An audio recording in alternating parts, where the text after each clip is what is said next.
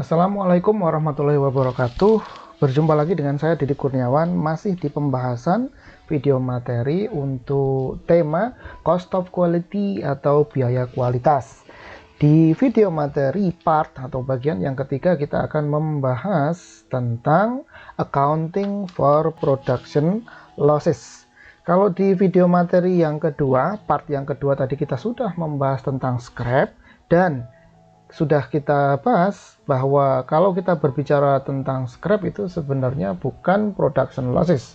Scrap itu semestinya tidak terkait secara langsung dengan biaya kualitas atau cost of quality atau COQ.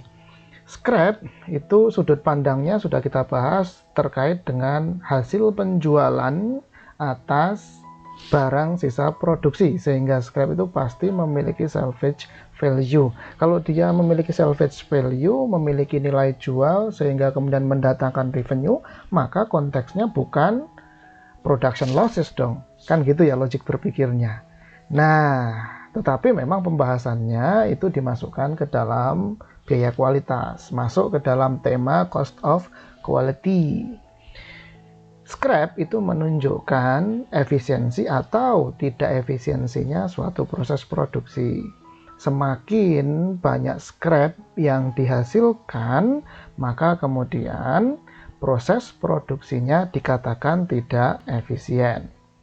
Namun demikian, scrap itu kalau yang berasal dari unit barang setengah jadi atau work in process atau barang belum selesai diolah kemudian rusak, tidak bisa dijual, ya, nggak bisa dijual kepada konsumen, rusak kemudian menjadi scrap.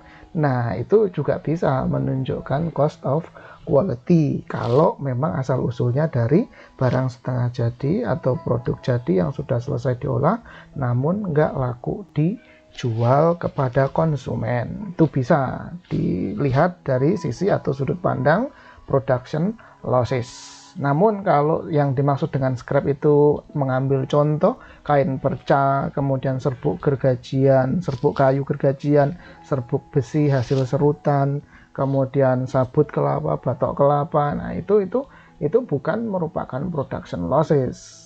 Itu merupakan scrap yang memiliki nilai jual, tapi pembahasannya bukan merupakan production losses.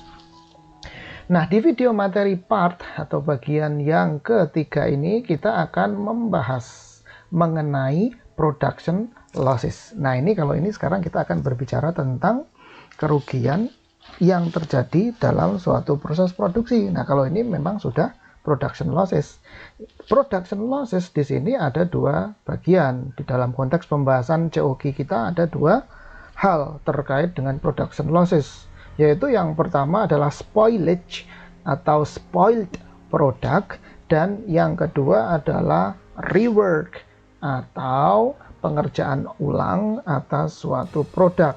Sebenarnya plus satu lagi yaitu production shrinkage, penyusutan proses produksi. Namun itu tidak serta-merta kemudian disebut juga sebagai production losses kalau memang shrinkage atau penyusutan proses produksinya itu bersifat normal, yaitu tidak bisa dikatakan sebagai production losses.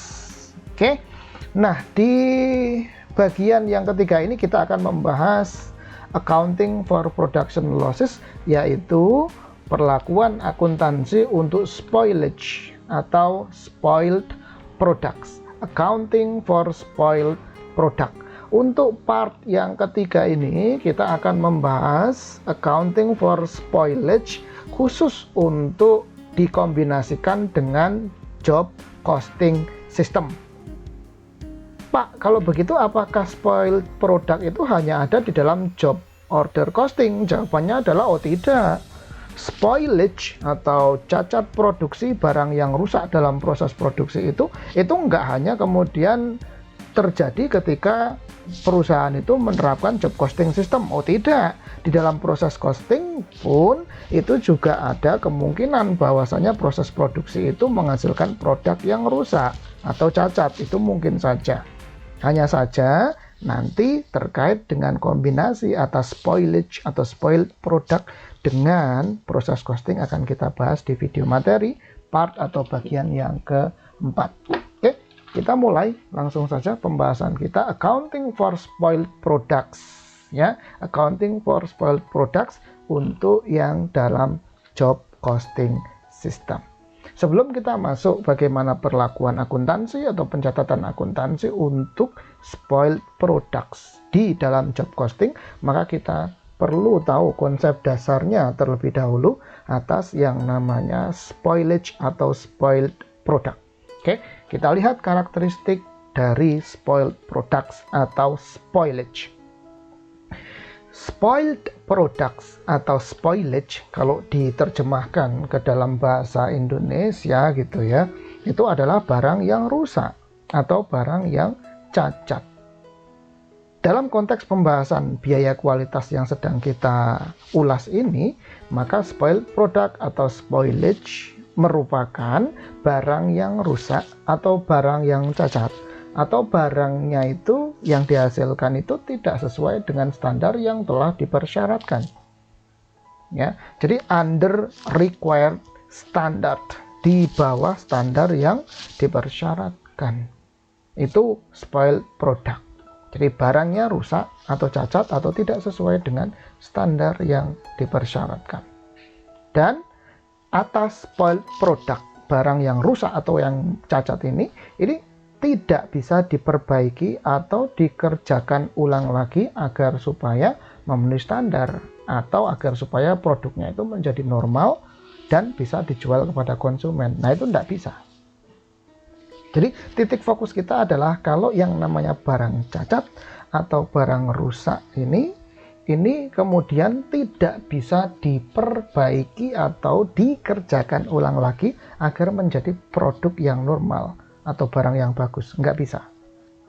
Pun kalau atas barang yang cacat atau yang rusak ini bisa diperbaiki atau dikerjakan ulang, maka biaya yang harus dikeluarkan oleh perusahaan dalam rangka menjadikan barang yang cacat atau rusak itu menjadi normal produk, itu biayanya itu sangat besar. Sehingga dikatakan tidak cost justified. Tidak cost justified. Artinya lebih gede biayanya daripada kemudian benefit yang diperoleh atas proses perbaikan atau pengerjaan ulang untuk barang yang cacat atau rusak tersebut. Jadi intinya adalah kalau spoiled product atau spoilage itu barangnya rusak atau cacat dan nggak bisa diperbaiki atau dipulihkan lagi kondisinya. Nah, itu namanya spoilage atau spoiled product. Ya, gitu. Spoiled product ada yang bisa dijual dengan harga murah. Artinya itu nanti dia akan menjadi scrap. Ya, saya ulang, spoiled product ada yang bisa kemudian dijual tapi dengan harga murah. Bahasa simpelnya adalah spoiled product, produk yang cacat atau rusak itu dan nggak bisa dijual kepada konsumen.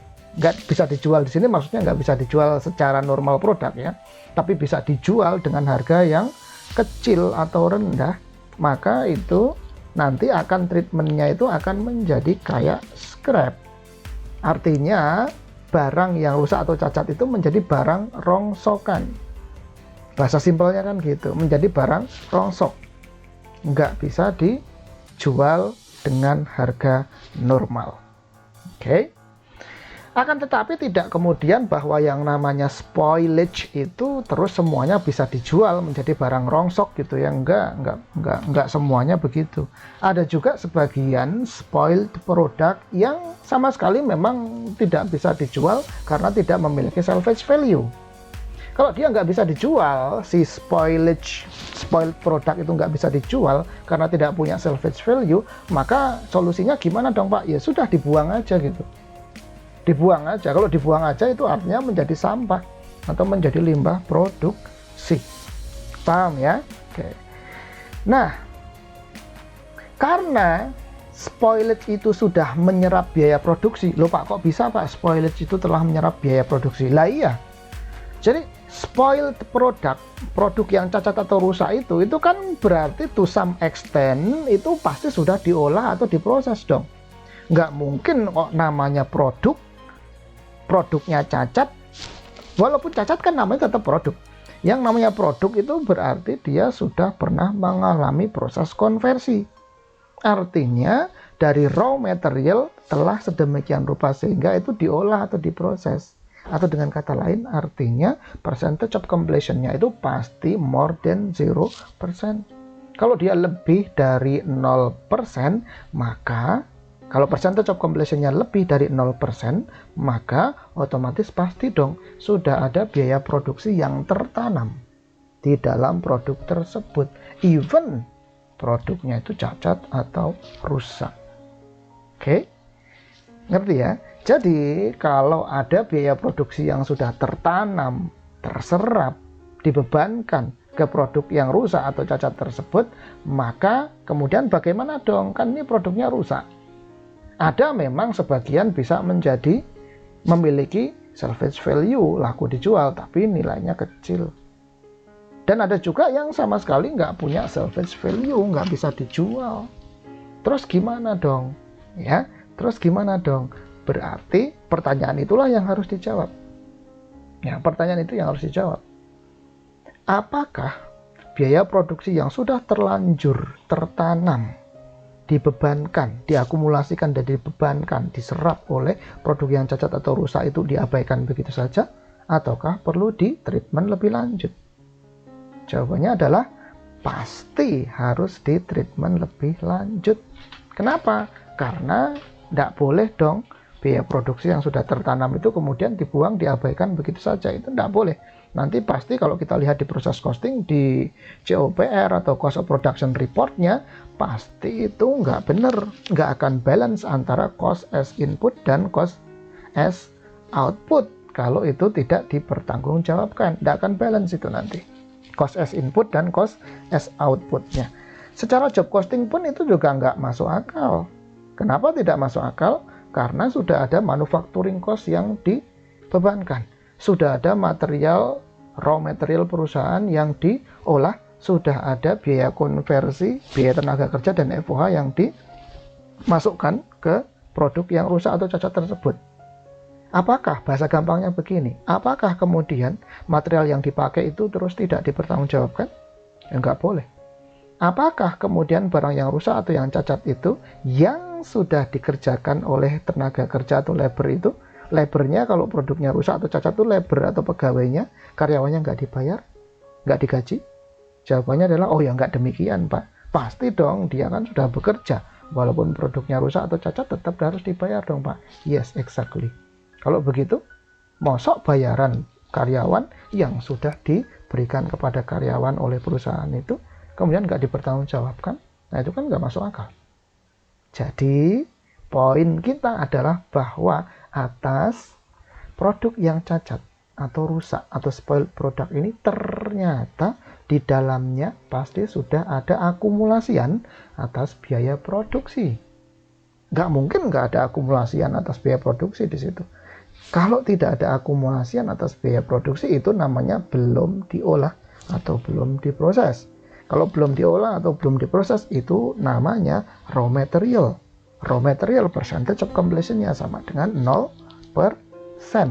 Kalau kemudian raw material itu masih berada di gudang, raw material karena belum diolah atau diproses, maka nggak ada istilah spoiled products. Nggak ada istilah spoilage dong tentunya.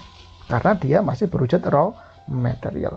Jadi bukan spoiled products. Paham ya? Oke, jadi titik perhatian kita adalah karena spoilage itu telah menyerap biaya produksi, maka dari itu fokus accounting for spoiled product itu adalah berada atau terletak kepada biaya produksi. Biaya produksi itu kan berarti DM, DL, dan FOH dong Pak. Yes. Berarti Pak, kalau gitu spoiled products itu nanti yang akan kita bahas adalah hanya terkait dengan DM, DL, dan FOH saja dong. DM, DL, dan FOH saja dong Pak. Jawabannya adalah yes, exactly. Jadi kalau kita berbicara tentang spoiled products atau spoilage ini pastikan yang kita bahas adalah biaya produksi atau manufacturing cost. Manufacturing cost atas apa? Manufacturing cost atas biaya produksi yang sudah tertanam, terakumulasi, terserap, dibebankan ke produk yang cacat atau rusak ini dan tidak bisa diperbaiki. Paham ya sampai di sini ya? Oke, itu poin yang harus kita grab, yang harus kita tangkap dan harus kita pahami. Jadi jangan dihafal. Jadi spoiled product karena dia sudah melalui proses produksi, maka di dalamnya tertanam manufacturing cost. Nah, itu harus dipertanggungjawabkan, harus dihitung, harus diperlakukan secara akuntansi. Nah, perlakuan akuntansinya bagaimana? Inilah yang akan kita bahas. Oke, paham ya sampai di sini? Nah, perlakuan akuntansi, kita lanjut ke perlakuan akuntansi untuk spoilage atau spoiled product. Sebagaimana di dalam scrap yang sudah kita bahas di video materi part yang kedua, ketika kita berbicara tentang spoiled product, maka nanti akan kita kombinasikan dengan apakah perusahaan itu menggunakan sistem akumulasi dan pembebanan biaya secara job costing ataukah secara proses costing.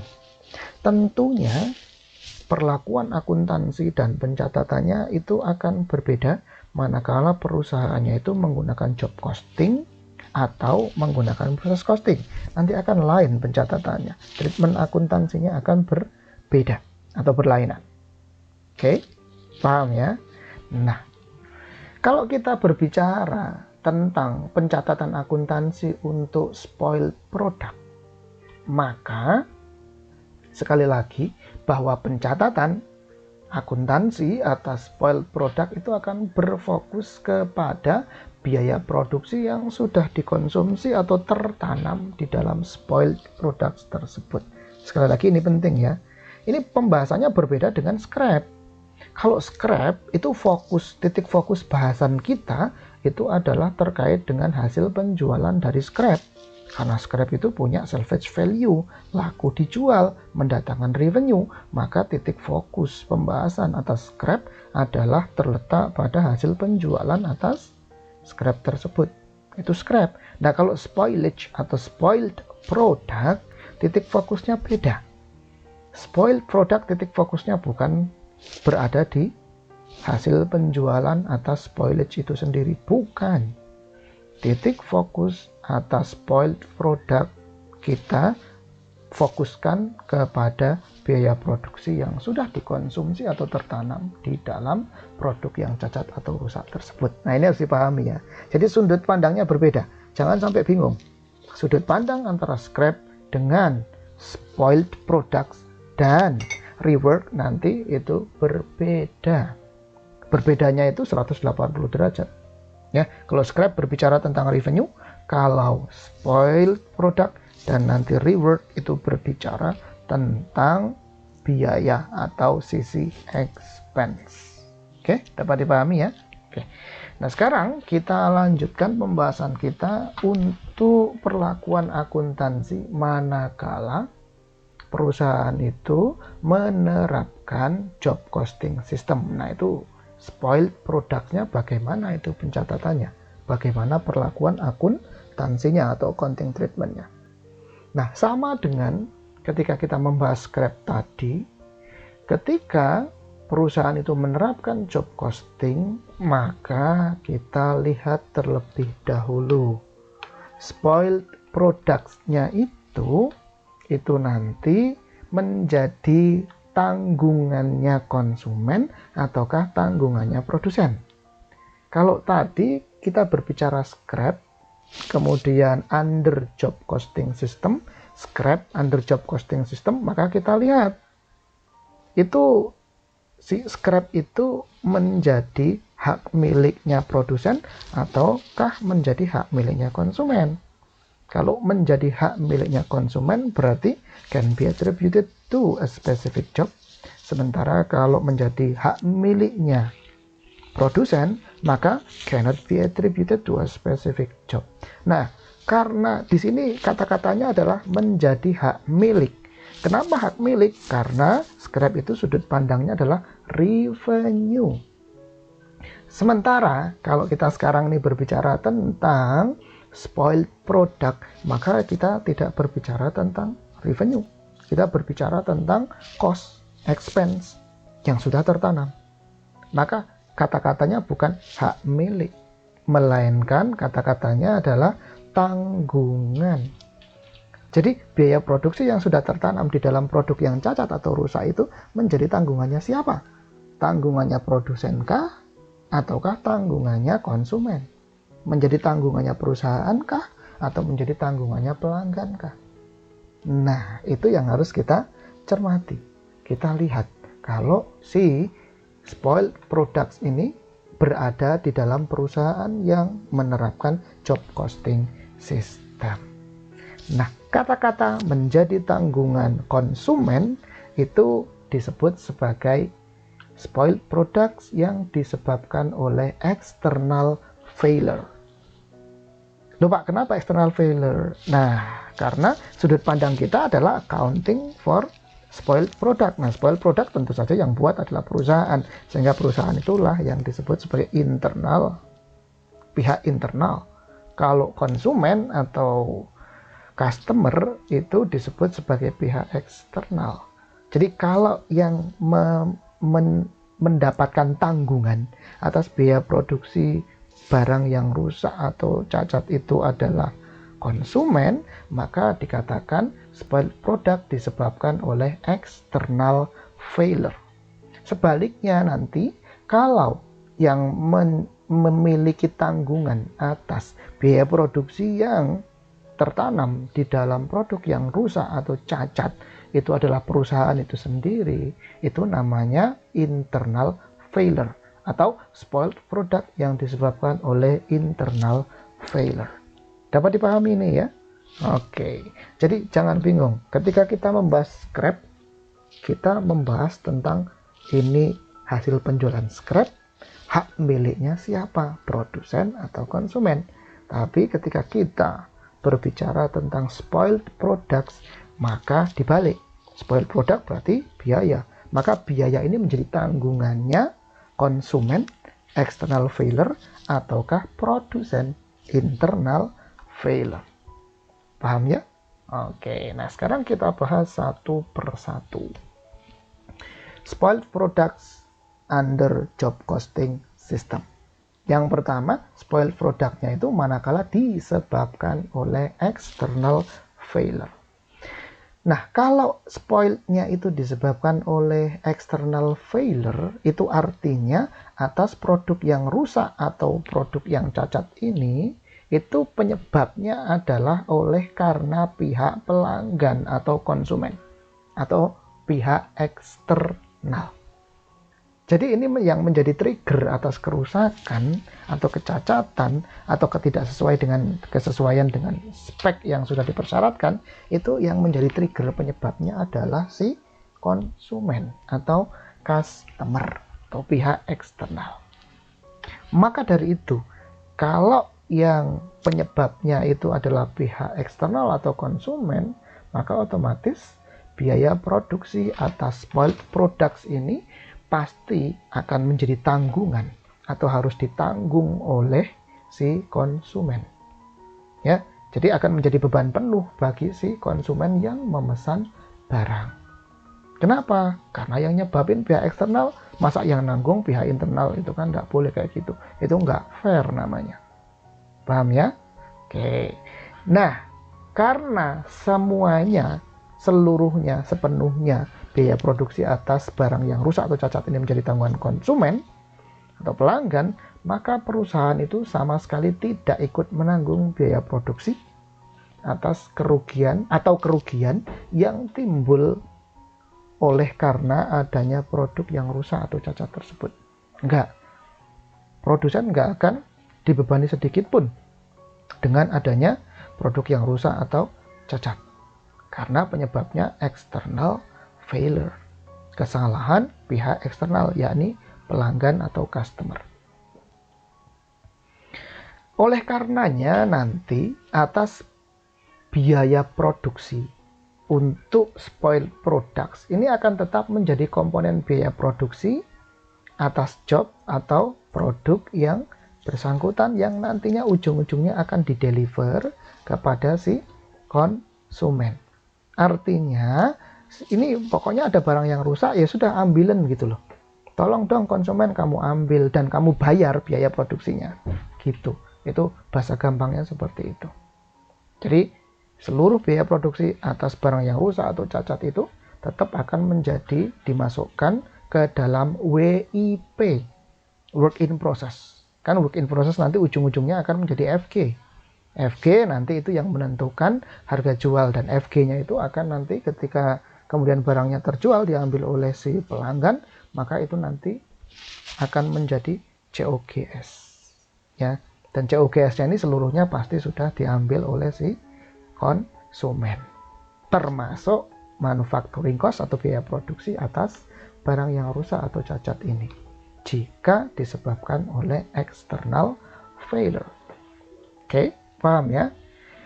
Nah, terus tadi kan sudah kita bahas bahwa atas barang yang rusak atau cacat ini ada yang memiliki salvage value, ada juga yang tidak punya salvage value.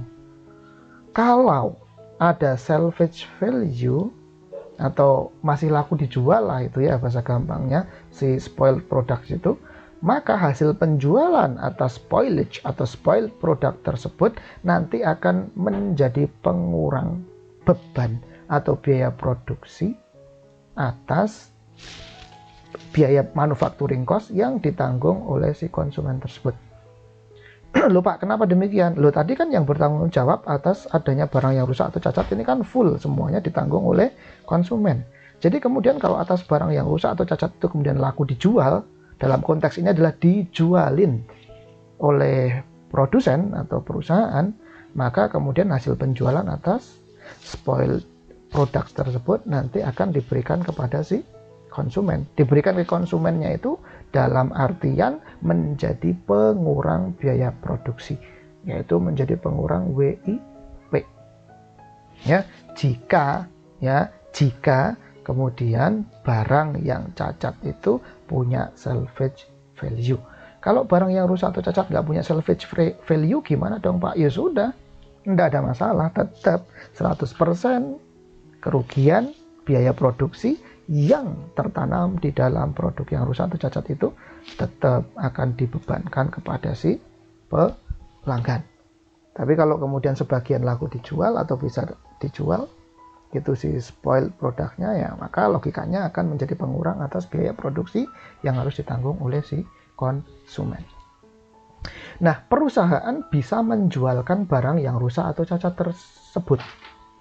Jadi kalau ada kemudian customer datang ke perusahaan, kemudian dia minta dibuatin barang, speknya seperti ini, 1, 2, 3, 4, 5, dan seterusnya. Kemudian kok ternyata tiba-tiba pas di tengah jalan produknya ada yang sebagian sudah jadi, ada yang belum jadi. Kemudian setelah dilihat kok jelek, ya saya minta ganti deh gitu. Nah, atas produk yang setengah jadi atau yang belum jadi itu, yang setengah jadi atau produk yang sudah jadi maksudnya, yang tidak sesuai dengan selera atau speknya si konsumen, karena konsumen minta ngerubah spek, yaitu ya menjadi tanggungannya si konsumen. Kan gitu. Kan yang nyebabin, yang menginginkan adanya perubahan spek kan si konsumen, bukan si produsen. Oke, tapi kalau itu punya nilai jual atau salvage value, itu barang yang rusak atau cacat itu tidak sesuai dengan spek itu punya salvage value, ya perusahaan atau produsen bisa bantu untuk menjualkan. Ya, bantu untuk menjualkan. Tentu saja kemudian membantu menjualkannya itu tentu saja harus dinilai dong itu si salvage value itu. Ya, salvage value atas produk yang cacat itu kan harus ditaksir dulu nilai salvage value-nya berapa. Nah, itu diestimasi oleh siapa? Oleh si produsen, oleh si perusahaan itu. Nah, terus atas barang yang rusak atau yang cacat itu, kalau perusahaannya itu dikumpulkan dulu, mengumpulkan barang-barang yang rusak atau cacat itu, maka kemudian perusahaan memunculkan satu akun baru. Akunnya namanya disebut sebagai spoiled goods inventory. Yang ini, spoiled goods inventory. Jadi akun spoiled goods inventory ini merupakan akun untuk menampung barang-barang yang cacat atau rusak atau tidak sesuai dengan spek, ya, dan masih memiliki nilai jual atau salvage value. Kalau dia nggak punya salvage value atau nilai jual, ya ngapain dimasukkan ke dalam spoiled goods inventory? Ya nggak perlu. Kalau dia nggak punya nilai jual kan artinya adalah dia tidak ubahnya merupakan limbah produksi atau sampah produksi. Ya sudah, buang aja. Karena memang nggak ada value-nya gitu loh. Kalau dia ada value-nya dan dikumpulkan sedikit demi sedikit untuk kemudian nanti dijual, maka atas barang yang rusak atau cacat itu nanti masuk ke dalam kelompok akun namanya spoiled goods inventory. Tentu saja ini nilai jualnya itu jauh lebih kecil daripada normal produk yang sesuai dengan spesifikasi. Paham ya? Jadi itu spoiled goods inventory. Loh Pak, kalau begitu nanti spoiled goods inventory ini akan disajikan juga di dalam neraca under inventory dong Pak? Jawabannya adalah yes, exactly. Jadi nanti inventory-nya akan terdiri dari raw material, work in process, finished goods, dan spoiled goods inventory. Tentunya kan demikian. Paham ya? Oke. Ketika kemudian spoiled goods inventory-nya itu belum dijual, maka ini akan dilaporkan di dalam neraca atau balance sheet. Kalau belum dijual kan berarti masih menjadi hak miliknya si perusahaan. Atau dengan kata lain ini merupakan asetnya perusahaan. Nah, aset itu dilaporkan di dalam neraca atau balance sheet. Nah, berikutnya. Oke, sudah paham ya konsepnya ini ya, tentang spoiled product yang berasal disebabkan oleh karena adanya external failure. Nah, sekarang bagaimanakah secara prakteknya Pak pencatatan akuntansi untuk spoiled product under job costing system yang kecacatan atau kerusakannya disebabkan oleh external failure? Bagaimana perlakuan akuntansinya? Oke. Untuk melakukan penjurnalan atau pencatatan akuntansi ini, maka saran saya dan saya tekankan adalah jangan pernah sekali-kali untuk menghafal jurnalnya. Ini sama sekali nggak ada hafalan jurnal dan haram hukumnya untuk menghafal. Lalu terus bagaimana Pak supaya tidak menghafal? Oke. Kita bahas. Saya kasih judul namanya pencatatan akuntansi untuk spoiled product secara kronologis. Jadi supaya kita tidak menghafal, maka kita harus paham sekuensial atau urut-urutan dari proses pencatatan akuntansinya. Oke? Paham ya? Jangan dihafal. Yang pertama, tentu saja adalah pencatatan untuk pembebanan atas biaya produksi. Pembebanan biaya produksi itu bagaimana Pak? Yuk gampang, berarti tinggal work in process di debit, kemudian kreditnya ada penggunaan direct material, masuk raw materialnya berkurang, kemudian upah atau salary atau wages atau gaji yang dibayarkan kepada tenaga kerja langsung yang mengkonversi raw material jadi finished goods, ada salary payable di kredit bertambah, berarti ini belum dibayar upahnya. Kalau sudah dibayar di sini pasti cash. Kemudian FOH-nya adalah FOH applied. Kalau perusahaannya itu menerapkan normal costing dan standar costing. Oke, ini jurnal biasa saja untuk melakukan pembebanan pencatatan atas pembebanan biaya produksi. Berarti ini DM cost, ini DL cost, dan ini overhead cost. Paham ya sampai di sini ya? Oke, ini yang pertama, pembebanan biaya produksi. Terus berikutnya adalah, nah ini kan produknya itu diolah sedemikian rupa sehingga lambat laun, lama kelamaan kemudian akan selesai. Maka tahapan berikutnya, sequence berikutnya adalah pencatatan akuntansi untuk mengakui produk yang sudah selesai diolah atau diproses. Maka pencatatan dasarnya adalah WIP ini akan berubah menjadi FG, kan gitu. Maka FG-nya di debit bertambah, WIP-nya akan dikredit berkurang. Oke, ini dasarnya. Jadi ketika kita dulu belajar job costing, kan berarti ketika produknya itu selesai diolah atau diproses itu kan ada jurnalnya. jurnalnya adalah akan memunculkan akun finished goods, artinya finished goods di debit, dan akan menghilangkan work in process karena memang produknya sudah jadi. Ya, kalau work in process kan produknya belum jadi. Wah, ini produknya sudah selesai diolah, berarti sudah jadi. Sehingga WIP-nya akan berkurang atau di kredit. Jadi, jurnal asalnya adalah finished goods pada work in process. Akan tetapi kita lihat, dalam kenyataannya ternyata ada sebagian produknya itu yang rusak atau cacat dan nggak bisa diperbaiki. Artinya, selain ada normal goods atau normal product, yaitu finished goods, ada juga loh produk yang rusak atau cacat yang dimasukkan ke dalam kelompok akun namanya spoiled goods inventory. Oke, paham ya? Jadi dapat kita simpulkan nih, atas produk yang sudah selesai diolah, ternyata sebagian menjadi produk yang normal dan nanti akan diambil atau dijual kepada konsumen, dan ada sebagiannya lagi produknya itu yang cacat atau rusak dan tidak mungkin diambil oleh konsumen, tapi masih memiliki salvage value, maka ada spoiled goods inventory. Paham ya sampai di sini ya?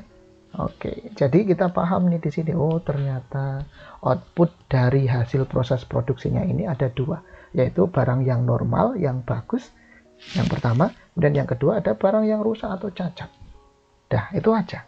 Jadi alternatifnya kalau nggak bagus ya cacat atau rusak, selesai. Kan gitu ya.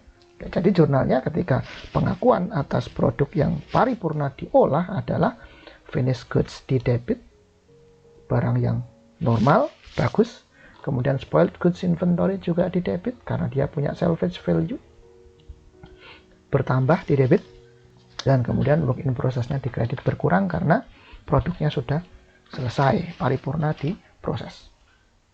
Ini sequence yang kedua. Kemudian sequence yang ketiga adalah tentu saja transfer of ownership atau penjualan produk. Nah, produk yang bagus yaitu finished goods ini tentu saja akan dijual. Maka jurnalnya adalah COGS pada finished goods. Tuh, ini untuk mengeliminasi expense. Expense-nya yang mana?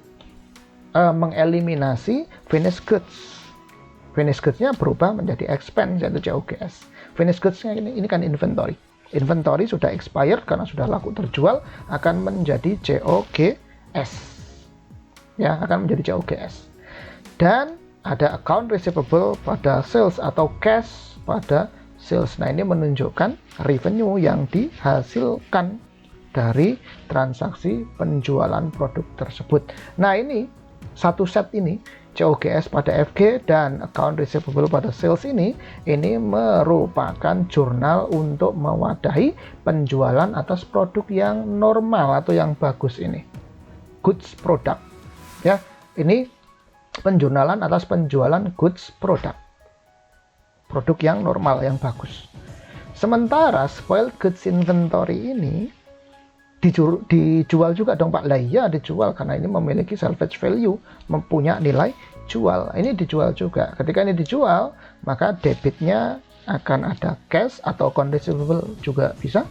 Kemudian kreditnya tentu saja spoiled goods inventory. Spoiled goods inventory-nya di kredit berkurang. Kenapa berkurang? Karena memang sudah laku dijual, berpindah kepemilikan ke konsumen, sehingga spoiled goods inventory-nya berkurang alias di kredit.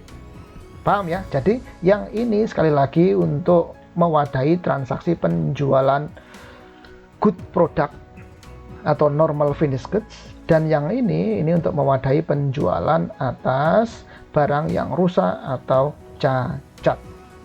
Jadi ini jurnal ini sekuensinya kan mulai dari pembenahan biaya produksi sampai dengan penjualan produk. Habis penjualan produk ya selesai kan gitu. Nah, ini dari sini sampai sini ini adalah dengan asumsi bahwa atas produk yang rusak atau cacat itu dia punya salvage value.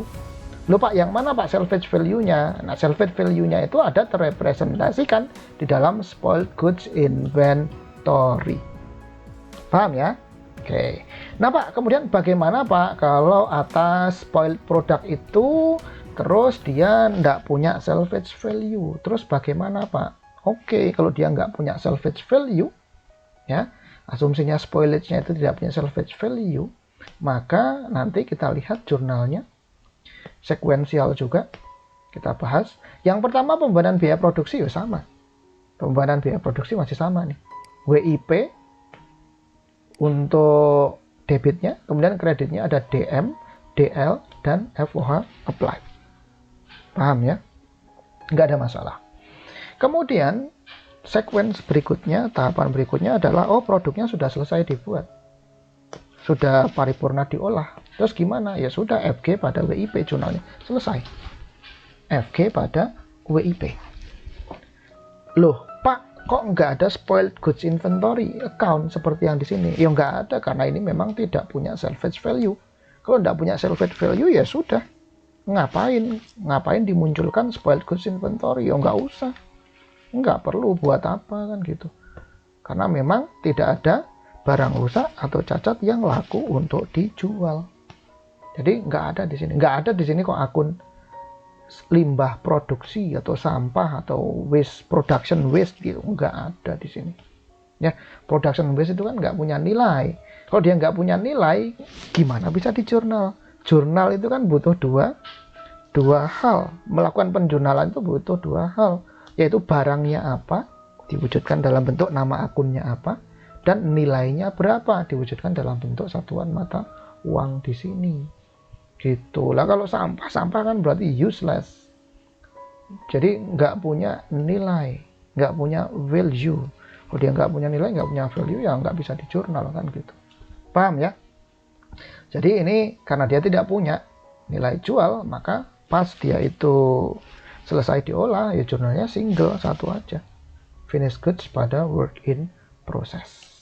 Nah, yang harus kita cermati di sini adalah bahwa finished goods yang di sini ini di debit berarti bertambah, work in process di sini ini berarti di kredit berarti berkurang.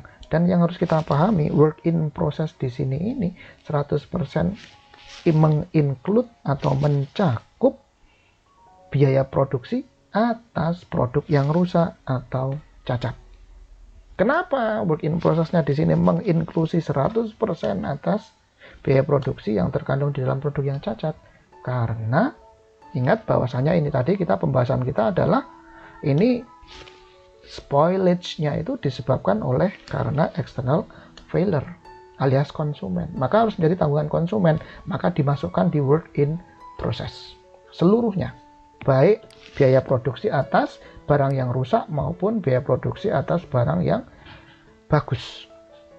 Dimasukkan semuanya di dalam work in process. Nah, kemudian work in process-nya ketika sudah jadi, maka akan menjadi FG.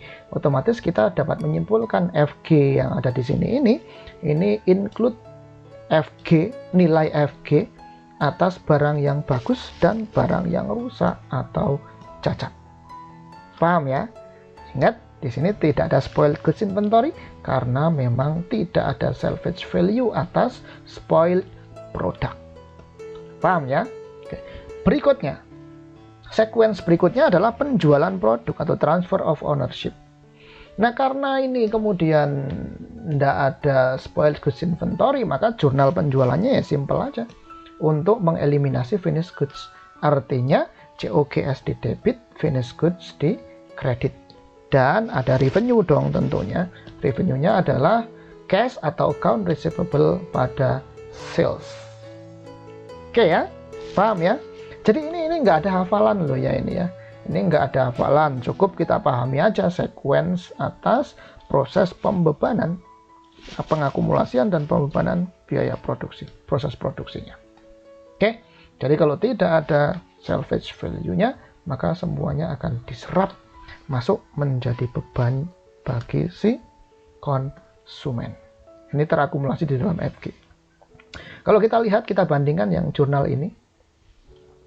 Ya, jurnal yang ini kita bandingkan dengan jurnal yang ini. Perhatikan, maka letaknya adalah di sini ada spoiled goods, letak perbedaannya. Di sini ada spoiled goods, sementara di sini nggak ada. Coba perhatikan, lebih besaran mana nilai finished goods-nya antara yang di sini, di sisi sebelah kiri dengan yang di sisi sebelah kanan? Lebih gedean mana nilainya? Jawabannya adalah pasti lebih gedean nilai finished goods yang di sebelah kanan. Kenapa?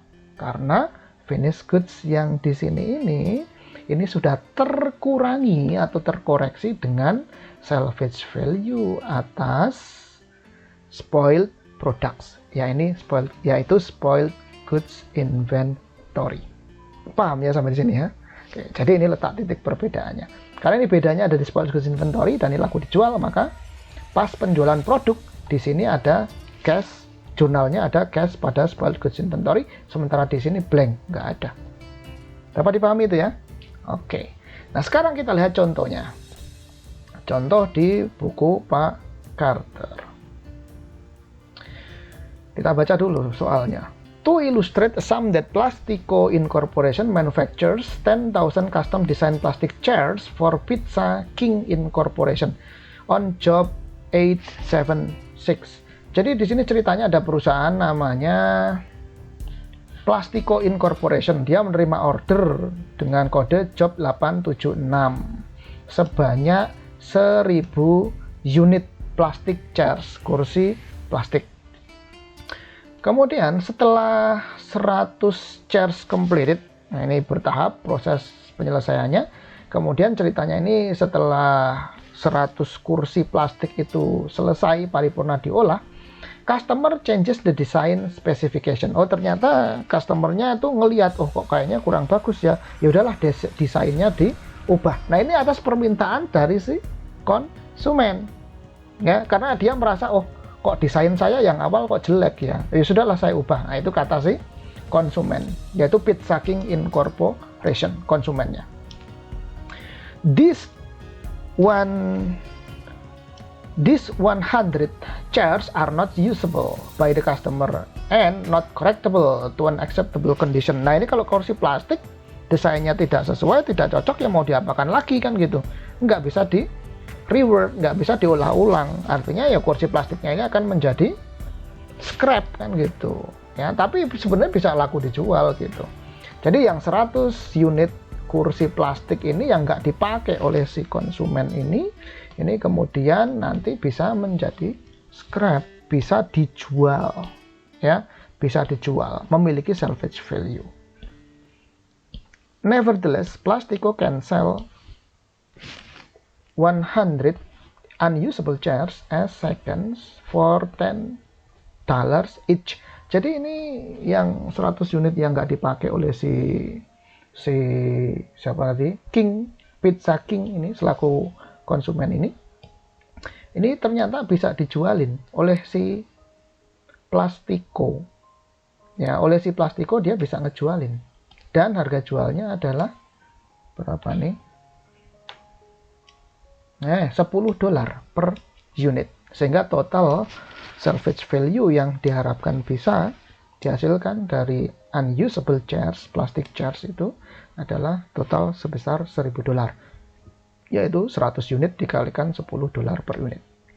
An additional 100 chairs are manufactured to meet the customer's order requirement. Nah, sebagai gantinya, karena memang dia butuh 1000 kursi, sebagai gantinya ada tambahan kursi plastik yang harus dibuat lagi oleh si Plastico. Karena memang si Pizza King butuhnya ada 1000 unit kursi. Resulting in a total of 1,100 chairs.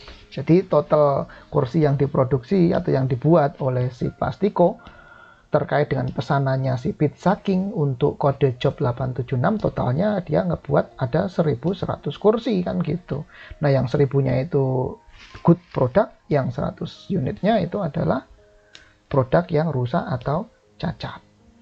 Total cost charge to job 876 adalah ada material DLFOH. Tentu saja ini DM DLFOH. Total biaya produksi ini untuk job 876 berarti $38.500 total biaya produksinya ini adalah untuk dalam rangka menghasilkan 1.100 unit plastic chairs. Tentunya 38.500 ini. Paham ya? Nah, terus the entry to record the job's completion and shipment to the customer is bla bla bla bla. Oke, ini tidak perlu kita lihat. Kita kerjakan secara cara simpelnya dengan tidak menghafal. Caranya tidak menghafal gimana? Yuk kita lihat sekuensi dari peristiwanya saja. Oke ya, kita kerjakan. Jadi dari hasil pembacaan kita atas case-nya si Plastico Incorporation ini, kita tahu, dapat kita simpulkan ceritanya, kita gambarkan dalam sebuah chart seperti ini. Jadi si Plastico itu membuat 1100 unit produk. Atas 1100 unit produk yang berupa plastik chairs tadi itu, 1000 unitnya ini merupakan normal product atau good product. 1000 unitnya ini merupakan goods product atau normal product. Nah, yang 100 unitnya ini merupakan spoiled product. Nah, yang produk yang bagus, yang normal ini tentunya ini akan lari menjadi finished goods. Ya, akan menjadi finished goods. Sementara yang 100 unit produk rusak atau cacat ini karena memiliki salvage value, maka ini akan lari masuk dikelompokkan sebagai spoiled goods inventory karena punya salvage value, laku dijual. Terus kita dapat informasi pula bahwa total manufacturing cost yang dikeluarkan oleh Plastico Incorporation dalam rangka untuk menghasilkan 1100 unit produk totalnya itu adalah $38.500. Terus kita juga punya data informasi bahwa untuk 100 unit produk rusak atau cacat ini salvage value-nya tadi adalah $10 per unit. Ya, $10 per unit, sehingga total salvage value-nya adalah 10 dikalikan 100 sama dengan $1000. Nah, kita diminta untuk menyusun pencatatan secara akuntansi atau accounting treatment. Oke, jangan dihafal. Ya, jangan dihafal. Langkah yang pertama kita catat terlebih dahulu sequence yang pertama, yaitu pencatatan atas pembebanan biaya produksi. Yuk gampang, tinggal dicatat aja. Berarti work in process-nya adalah 38.500 terdiri dari DM, yaitu raw material, dikredit berkurang 22.000 raw materialnya sebagai DM. Kemudian salary payable atau cash, whatever, terserah yang mana aja. Kalau salary payable berarti belum dibayar. Sehingga gaji dalam rangka untuk menyelesaikan pesanan 1100 unit plastic chairs dari pit sucking tadi, itu ada 5.500, ini merupakan DL, belum dibayar.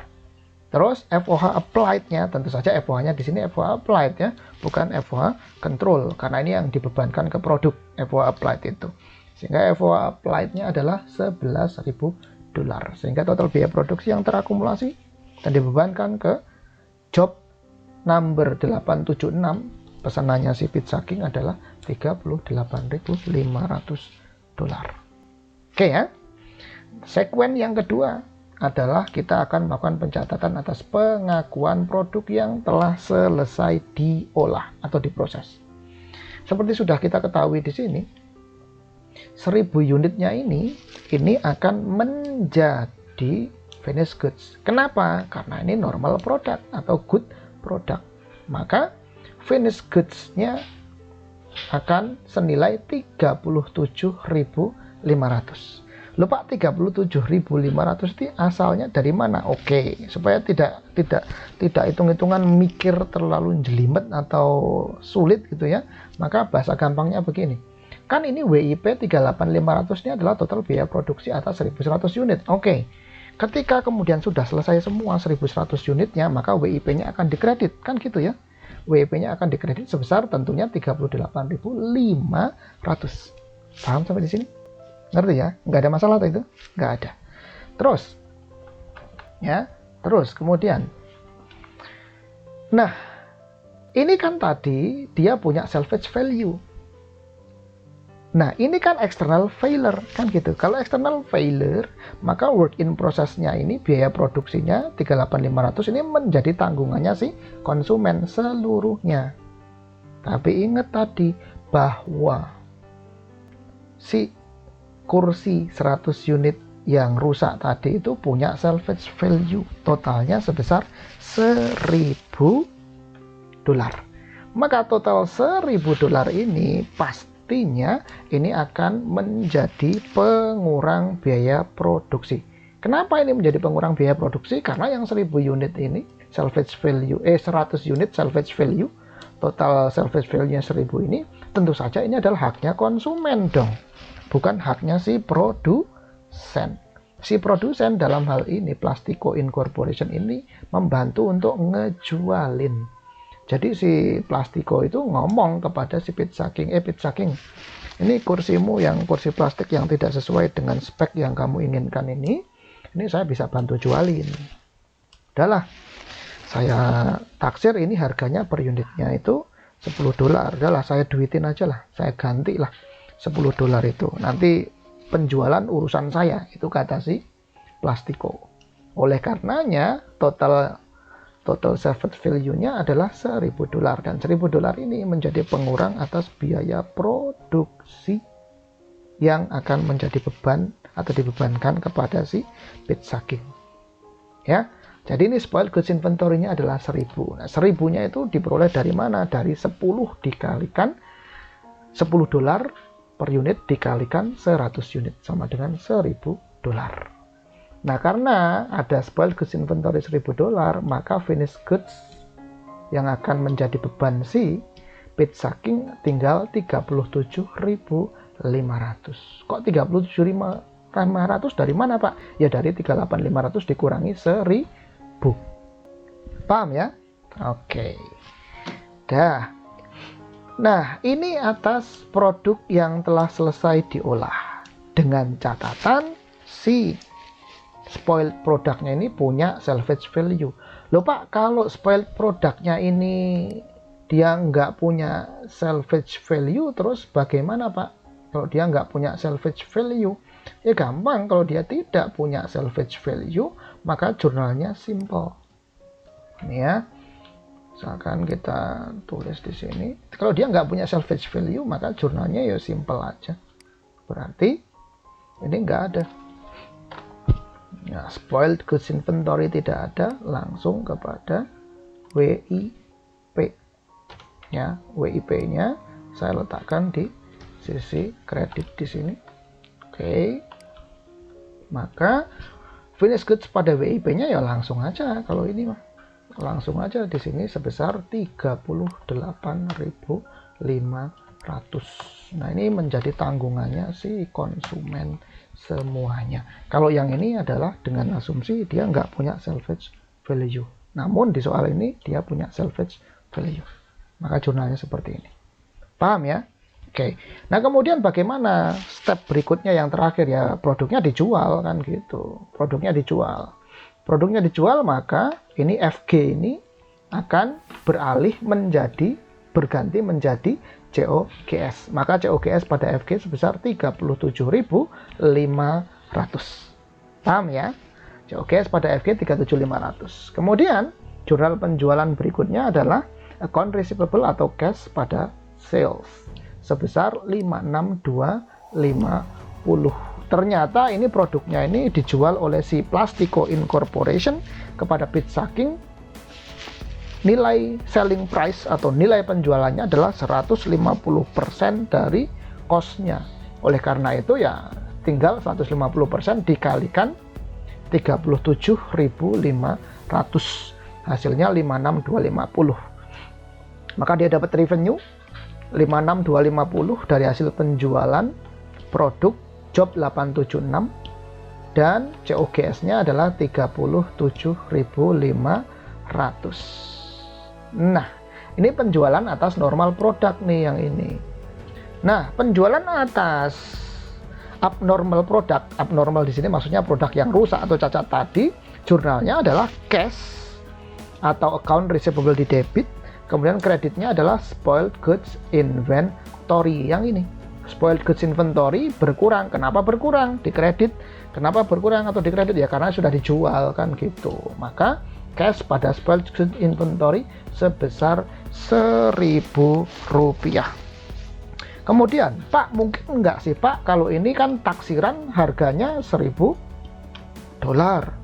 ya spoiled goods inventory-nya, produk yang rusak atau cacat itu ditaksir harganya $1.000. Kemudian pas benar-benar dijual itu ternyata harganya menjadi lebih besar dari $1.000 atau lebih kecil dari $1.000. Mungkin atau tidak, Pak? Jawabannya adalah mungkin saja. Ya, mungkin saja. Namun kalau perusahaannya itu sudah berpengalaman, mestinya taksirannya tidak akan meleset alias tepat, kan gitu.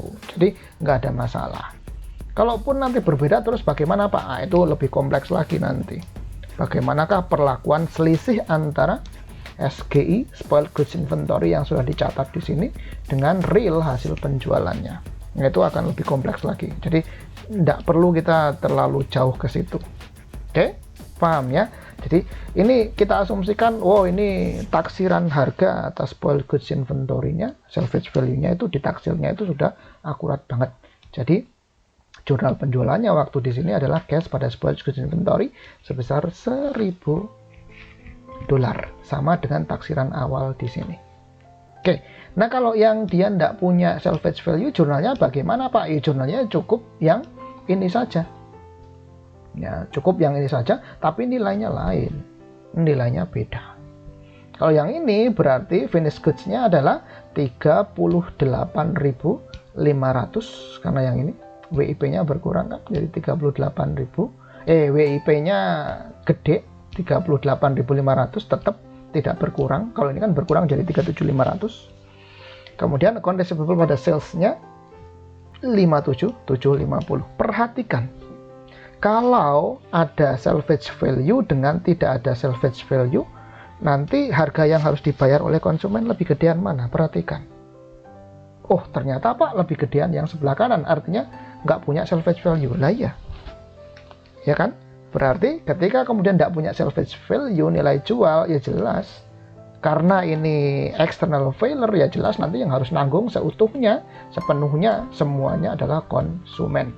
Alias ini nilai jual harga yang harus ditebus oleh konsumen atau dibayarkan oleh konsumen kepada produsen atau dibayarkan oleh Pizza King kepada Plastico Incorporation lebih gedean yang ketika tidak punya salvage value. Karena ya yang minta perubahan desain kan si Pizza King, maka ya Pizza King yang nanggung. Ngapain Plastico Incorporation nanggung? Nggak mau lah, kan gitu ya bahasa gampangnya. Oke, paham sampai di sini? Nah, ini adalah pembahasan kita terkait dengan spoiled product under job costing system ketika kesalahannya, cacatnya disebabkan oleh external failure. Nah, sekarang bagaimana kalau kecacatan atau kerusakannya itu disebabkan oleh karena internal failure? Nah, sekarang kita lihat.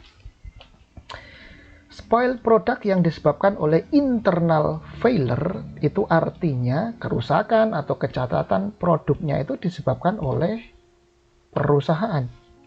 Karena ini internal failure. Tadi kan sudah kita bahas bahwa pihak internal itu adalah company atau perusahaan atau produsen, sementara pihak eksternal itu adalah konsumen. Jadi kalau spoiled product disebabkan oleh internal failure itu artinya kerusakan atau kecacatan atas suatu produknya itu disebabkan oleh perusahaan itu sendiri atau internal party, ya, internal party. Nah, kalau begitu biaya produksi atas barang yang rusak atau cacat itu mestinya yang menanggung adalah si perusahaan itu dong. Kan fair kan gitu ya. Kalau yang nyebabin kerusakan adalah si konsumen, external failure, ya yang nanggung konsumen. Kalau yang menyebabkan kerusakan atau kecacatan itu adalah perusahaan atau company, which is artinya internal party, maka ya perusahaan itulah yang harus menanggung beban biaya produksi untuk produk yang rusak atau cacat tersebut. Sehingga konsumen tidak sama sekali ikut andil bagian dalam menanggung biaya produksi atau kerugian yang timbul oleh karena cacatnya atau rusaknya barang yang dibuat tersebut. Nah, maka dari itu biaya produksi atas spoiled product, ingat bahwasanya fokus atas spoiled product itu adalah pada biaya produksi yang sudah tertanam ke produk yang rusak atau cacat itu. Maka biaya produksi atas spoiled product itu akan diakui sebagai beban bagi perusahaan. Nah, pengakuan beban bagi perusahaan tentu saja artinya tinggal kita pilih saja nih. Ini kan terkait dengan proses produksi nih. Ini kan konteks pembahasan mengenai spoiled product itu adalah biaya produksi. Biaya produksi kan ada 3, DM, DL, dan FOH kan gitu. Ya, ada DM, DL, dan FOH. Nah, ini barangnya rusak atau cacat, otomatis sudah ada DM, DL, dan FOH. Nah, DM, DL, dan FOH ini karena internal failure menjadi bebannya si produsen atau perusahaan. Menjadi bebannya produsen, sekarang kita tanya, ini mau di jurnal di mana? Ini mau ditampung oleh akun apa? Kan gitu pertanyaannya. Karena ini biaya produksi, maka pilihan akunnya adalah DM, DL, FOH. Ya, DM, DL, FOH. Raw material, salary payable, dan FOH. FOH ada 2, FOH applied, FOH control. Paham ya? Oke. Bisa nggak kalau kita larikan ke DM? Larikan ke DM, diajukan, dimasukkan ke DM, itu kan artinya raw material berkurang. Masa ini produk yang rusak atau cacat itu kan nggak hanya raw material. Di situ ada DL dan FOH juga. Masa mengurangi raw material nggak match, nggak sinkron, nggak logik. Atas barang yang cacat atau yang rusak itu kemudian menambah raw material ya, nggak bisa. Ya, nggak bisa. Pilihan berikutnya adalah DL. Oke, direct labor. Direct labor itu kan ongkos biaya produksi untuk mengkonversi raw material jadi FG, dibayarkan kepada si karyawan. Nah, produk yang rusak atau cacat itu kan isinya bukan hanya DL. Isinya ada DM, ada juga IM, dan biaya lain-lain. Ngerti ya? Oke, kalau gitu nggak match kalau itu dimasukkan ke dalam DL. Lagian, kalau itu dimasukkan ke dalam DM dan DL, tentu saja ini nggak fair. Kenapa? Karena internal failure DM dan DL itu akan masuk ke WIP. WIP itu akan berubah jadi FG. FG akan dibebankan kepada konsumen. Ya nggak boleh. Wong ini internal failure kok dibebankan ke konsumen. Itu kan nggak boleh. Paham ya? Itu tidak boleh itu. Maka haram hukumnya membebankan ke dalam WIP, yaitu DM, DL. Nah, masih ada FOH. FOH ada 2, FOH applied, FOH control. Nah, kita sudah bahas bahwa FOH applied itu akan lari, komponen biayanya akan lari, dimasukkan, diakumulasikan ke dalam WIP, kemudian dimasukkan ke dalam FG berikutnya. Kan gitu, itu FOH applied. Artinya itu dibebankan kepada konsumen. Kalau begitu boleh nggak? Jelas nggak boleh. Wong ini karena internal failure. Kalau dia karena internal failure, maka nggak boleh itu dibebankan kepada konsumen. Nggak boleh. Maka dari itu FOH applied coret. Nggak bisa. Nah, sekarang tinggal satu-satunya yang ada adalah FOH control. FOH control punya siapa? Oh, itu punya perusahaan. Itu bebannya sih perusahaan atau internal party. Kalau begitu, bisa nggak ini dibebankan ke FOH control? Jawabannya adalah sangat bisa sekali. Karena FOH control itu nanti nggak akan lari masuk kepada konsumen. Nggak bisa. FOH control itu adalah bebannya bagi si perusahaan. Ya, bebannya bagi si perusahaan. Oke? Oleh karena itu, maka ini beban biaya produksi atas barang yang rusak atau cacat karena dia disebabkan oleh internal failure, maka akan menjadi penambah FOH control. Akan menjadi penambah beban bagi perusahaan, yaitu penambah FOH control. Loh Pak, kenapa kok nggak bisa menjadi penambahan DM, DL, dan FOH applied? Ya nggak bisa, karena logiknya DM, DL, dan FOH itu nanti akan semuanya dilarikan, diakumulasikan, dan dibebankan ke konsumen. Dapat dipahami itu ya? Oke. Nah, jadi kita sudah dapat satu simpulan berharga bahwa ini nanti kalau ada perusahaan itu internal failure buat barang cacat atau rusak karena internal failure, maka manufacturing cost atas produk yang cacat atau rusak itu harus menjadi tanggungan produsen atau perusahaan, yang artinya menjadi penambah FOH control, bukan DM, bukan DL, bukan FOH applied. Oke. Nah, sama juga dengan yang tadi oleh external failure tadi, bahwa atas produk yang rusak atau cacat itu mungkin saja dia punya salvage value. Jadi ada yang punya salvage value, ada yang nggak punya salvage value. Kalau dia punya salvage value, maka salvage value-nya itu akan menjadi pengurang beban perusahaan. Artinya menjadi pengurang FOH control. Kalau begitu FOH control ini kalau internal failure ya berarti quote and quote berarti semacam kerugian atau loss bagi si perusahaan dong, Pak. Jawabannya adalah yes, exactly. Kan tadi di awal sudah saya tunjukkan. Kata-katanya di dalam judul bukunya Pak Carter tadi adalah accounting for production losses.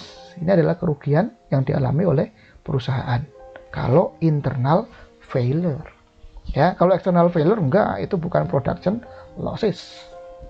Paham ya? Oke. Nah, terus jadi kalau dia punya salvage value akan menjadi pengurang FOH control. Oke. Nah, perusahaan akan tentunya menjual barang yang rusak tersebut jika barang yang rusak itu punya salvage value. Terus perusahaan kan ngejualnya itu tidak kemudian ada rusak satu dijual lagi. Enggak demikian. Maka itu semua akan dikumpulkan dulu. Barang-barang yang rusak atau cacat itu dikumpulkan ke dalam akun yang bernama tadi sama, namanya adalah spoiled goods inventory, dengan terlebih dahulu menaksir berapakah nilai salvage value atas spoiled goods inventory tersebut. Oke, sehingga kemudian kita masuk kepada pencatatan akuntansi. Bagaimana pencatatan akuntansinya? Tentu saja sama dengan yang di external failure tadi, sama. Enggak perlu dihafal, enggak usah dihafal. Jangan sekali-kali menghafal. Kita tinggal menelusuri based on kronologis transaksinya saja. Yang pertama, ketika terjadi pembebanan biaya produksi, tinggal dibebankan saja. Berarti WIP di debit, kreditnya ada raw material, salary payable, dan FOH applied. Ini DM, ini DL, ini FOH. Dan ingat FOH-nya adalah FOH applied yang dibebankan ke produk, bukan FOH control. Sequence yang kedua adalah pencatatan atas pengakuan produk yang sudah selesai diolah. Artinya WIP akan berubah menjadi FG, sehingga FG-nya di debit, WIP-nya di kredit. Oke. Nah, karena ini ada produk yang rusak atau produk yang cacat, maka karena penyebabnya adalah internal menjadi beban perusahaan, maka FOH control akan bertambah. Nah, ini kerugian. Quote and quote tadi kan adalah kerugian. Beban yang harus ditanggung oleh si perusahaan karena ada produk yang rusak atau cacat. Maka ini masuk ke FOH control. Paham ya? Maka FOH controlnya bertambah. Oke. Nah, FOH controlnya ini bertambah. Tapi kan tadi punya salvage value, Pak. Ini asumsinya adalah spoilage good-nya itu tadi punya salvage value. Karena dia punya salvage value, maka dia masuk ke spoiled goods, masuk sebagai spoiled good inventory. Oke. Nah, jadi debitnya ada finished goods, spoiled goods inventory, FOH control, dan kreditnya adalah work in process. Kalau kita analisis lebih lanjut lagi, maka kita bisa lihat di sini. Finished goods ini adalah produk yang normal, produk yang bagus atau good product yang nanti akan dijual kepada konsumen. Nah, spoiled goods inventory dan FOH control ini merepresentasikan nilai produk yang rusak atau cacat. Kalau dijumlahkan, maka spoiled goods inventory dan FOH control kalau dijumlahkan ini di sini totalnya itu merupakan total loss bagi perusahaan. Tapi total loss-nya ini terkoreksi atau terkurangi oleh adanya salvage value atas produk yang rusak atau cacat tersebut. Jadi FOH control-nya ini akan terkoreksi, terkurangi oleh spoiled goods inventory. Jadi kalau kita bandingkan ya, langsung saja kalau kita bandingkan, ini kan asumsinya adalah si spoiled product itu punya salvage value. Bagaimana kalau kemudian dia nggak punya salvage value, pembebanan atas biaya produksinya sama, nggak ada masalah. Kemudian ketika pengakuan atas produk yang telah selesai diolah, ini beda. Kalau dia punya salvage value, berarti ini ada spoiled goods inventory. Sementara kalau dia nggak punya salvage value, oh ini nggak ada spoiled goods inventory-nya, kan gitu. Finished goods-nya ini nilainya pasti sama ini, karena ini mencerminkan produk yang normal atau good product. Tetapi, nah perhatikan FOA control, kalau dia punya salvage value dengan tidak punya salvage value, beda. Kalau dia tidak punya salvage value, FOA control-nya ini pasti lebih besar daripada FOA control kalau dia punya salvage value. Kenapa? Why? Jawabannya adalah karena di sini FOA control-nya ini dibagi. Sebagian terkoreksi atau terkurangi oleh karena adanya salvage value, yaitu spoiled goods inventory. Sementara kalau yang di sini FOA control-nya utuh 100%, tidak terkoreksi atau terkurangi oleh adanya salvage value karena memang tidak punya salvage value. Paham ya? Oke. Berikutnya penjualan atas produk, ya sama juga. Penjualan atas produk ini finished goods-nya ini ketika sudah dijual kepada si konsumen, diambil oleh pelanggan, maka jurnalnya COGS pada FG, account receivable pada sales. Selesai. Dan kemudian atas spoiled goods inventory ini akan dijual, maka jurnalnya cash atau account receivable pada spoiled goods inventory. Sementara kalau dia tidak punya salvage value, ya bedanya adalah tinggal bahwa kalau dia nggak punya salvage value, ya nggak ada jurnal terkait dengan penjualan atas spoiled goods inventory, nggak ada. Jadi jurnal cash pada spoiled goods inventory ini di sini nggak ada. Yang ada hanyalah penjualan jurnal untuk menjual finished goods. Ya, jurnal untuk menjual finished goods yang diambil oleh customer, gitu. Ya, lupa ini kan FOA controlnya bertambah Pak ini Pak. Ini FOA controlnya bertambah, FOA controlnya bertambah. Ini terus bagaimana Pak? Ya nggak apa-apa, itu nanti dimasukkan ke di akhir periode akan ditandingkan dengan FOA applied. Ada di closing, kemudian diketahui, dihitung apakah under atau over applied. Dan kemudian nanti akan di closing. Di closing kemana? Di closing ke COGS atau di closing ke komponen inventory. Ya, dibagi secara rata, pro rata. Oke ya, itu terkait dengan pencatatan akuntansi untuk spoiled product apabila kemudian disebabkan oleh karena internal failure. Oke, sekarang kita lihat contohnya. Ya, kita lihat contohnya. To illustrate the accounting treatment when spoiled goods result from an internal failure, sum the same facts of the plastico illustration above, except that the 100 spoiled chairs result from a defect in the plastic mold. Jadi ini sekarang penyebabnya ini bukan karena perubahan desain oleh pit sucking, melainkan di sini dikatakan ada defect atau kecacatan pada saat memolding atau menggiling plastik, ya cetakan plastik lah, mengalami kerusakan pas dicetak gitu ya. Oke, kalau begitu terus jurnalnya bagaimana? Intinya begitu ya, jurnalnya bagaimana? Oke lah, langsung saja, nggak perlu ini kita bahas hitung-hitungannya. Ini terlalu kalau bagi saya terlalu sulit untuk memahami hitung-hitungan yang di sini. Jadi kita sederhanakan aja supaya kita nggak menghafal. Cara untuk supaya tidak menghafal gimana? Ya sudah, kita hitung, kita runut kronologi transaksinya, selesai. Kita summary-kan ya, bahwa yang diketahui dari soal ini adalah ada 1100 unit. Kan tadi sama 1100 unit. Dimana yang 1000 unitnya ini produk jadi yang bagus, normal product alias finished goods. Sementara yang 100 unitnya itu adalah produk yang rusak atau cacat. Artinya nanti masuk di spoiled goods inventory. Kenapa jadi spoiled goods inventory? Lagi-lagi karena ini punya salvage value. Total manufacturing cost-nya tadi adalah 38.500 ya, 38.500. Nah, total manufacturing cost 38.500 itu, maka artinya 38.500 ini kan menghasilkan 1.100 unit produk. Berarti cost per unit atau unit cost atau saya singkat UC-nya adalah 38.500 dibagi 1.100 unit, kan gitu. sama dengan hasilnya $35 per unit. Jadi $35 per unit ini nggak ada ambil pusing gitu ya. Maksudnya ini apakah produknya itu bagus, normal, ataukah cacat atau rusak? Enggak, pokoknya harga per unit atas job 876 ini adalah 38.500 dibagi 1.100 unit. Kan faktanya yang dihasilkan 1.100 unit kan gitu. Artinya cost per unitnya adalah $35. Total salvage value-nya masih sama, yaitu 100 unit dikalikan 10 sama dengan 1000 unit. Ya, sama dengan 1000 unit.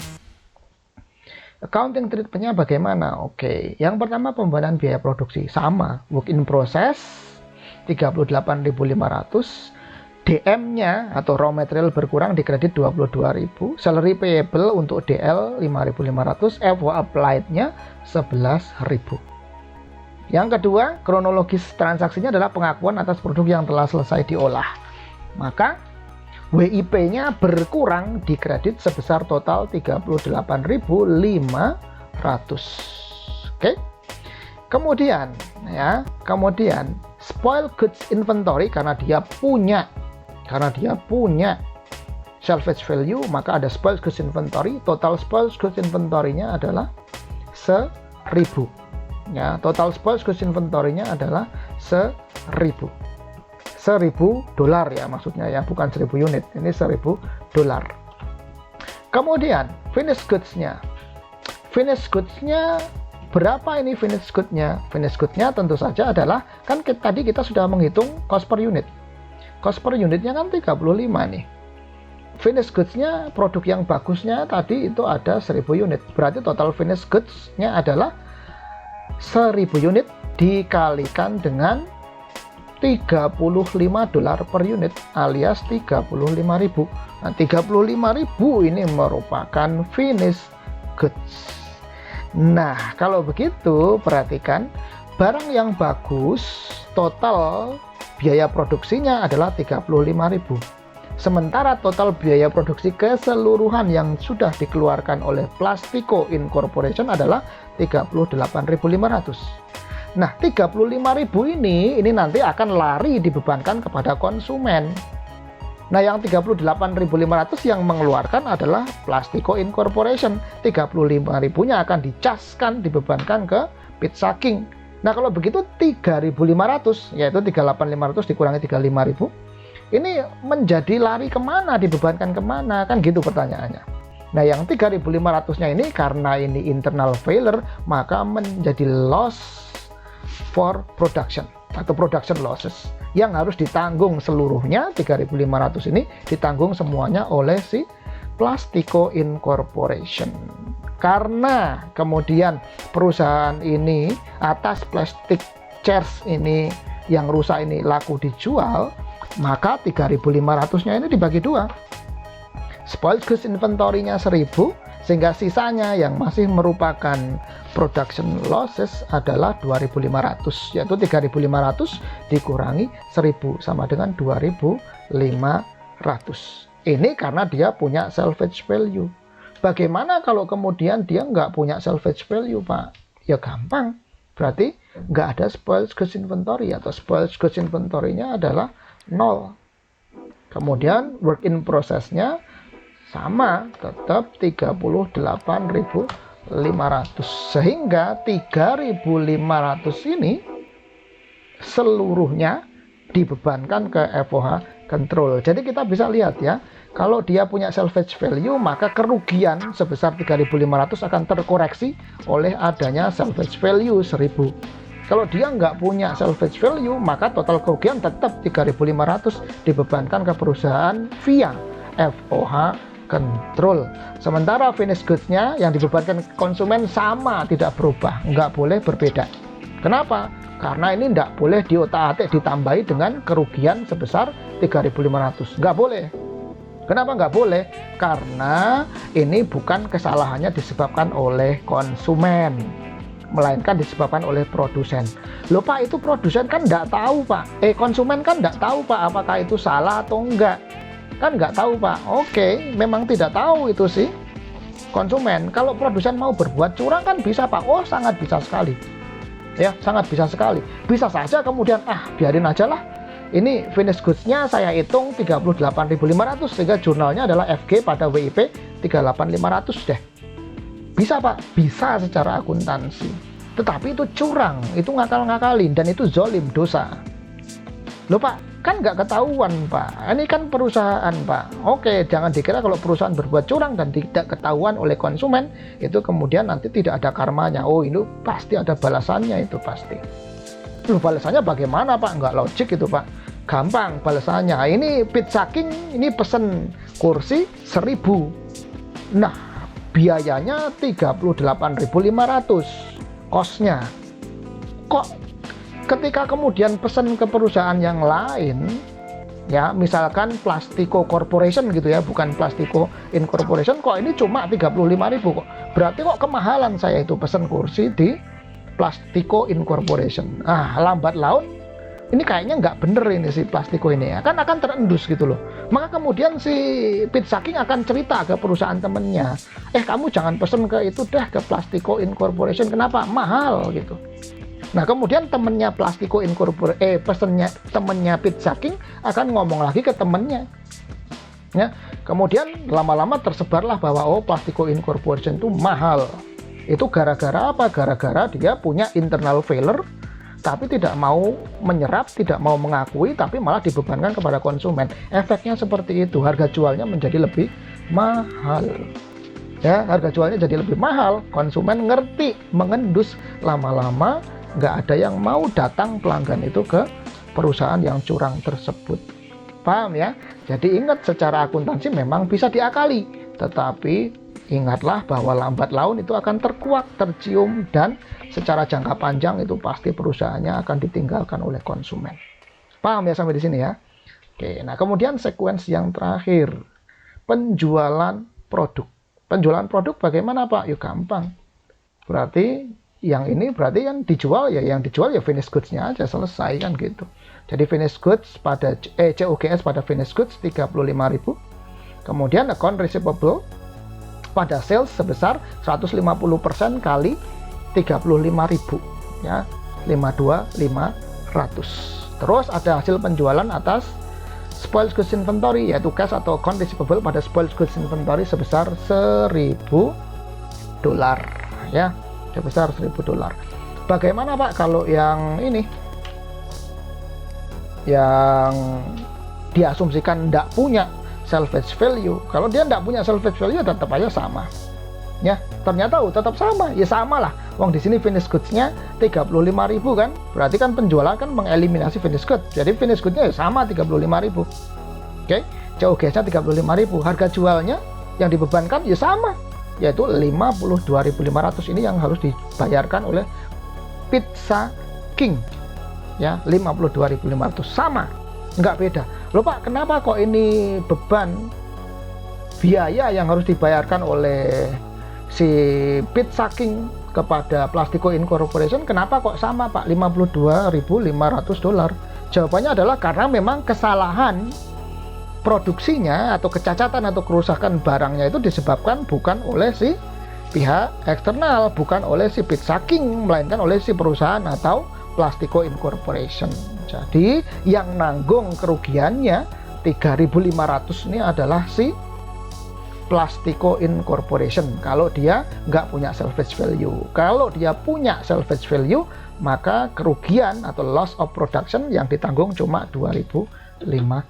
Tapi bagi konsumen nggak ada efeknya. Dan tidak boleh ada efeknya. Kalau sampai ada efeknya, itu nanti akan kena karmanya itu perusahaan yang bermain curang. Paham ya sampai di sini ya? Oke. Sampai di sini kita sudah tuntas pembahasan kita untuk spoiled product under job costing system, baik yang kesalahan atau kecacatan atau kerusakan produknya itu disebabkan oleh external failure maupun oleh internal failure. Oke, pembahasan berikutnya adalah kita akan membahas spoiled product dalam proses costing system di video materi berikutnya. Oke, terima kasih atas perhatiannya. Assalamualaikum warahmatullahi wabarakatuh.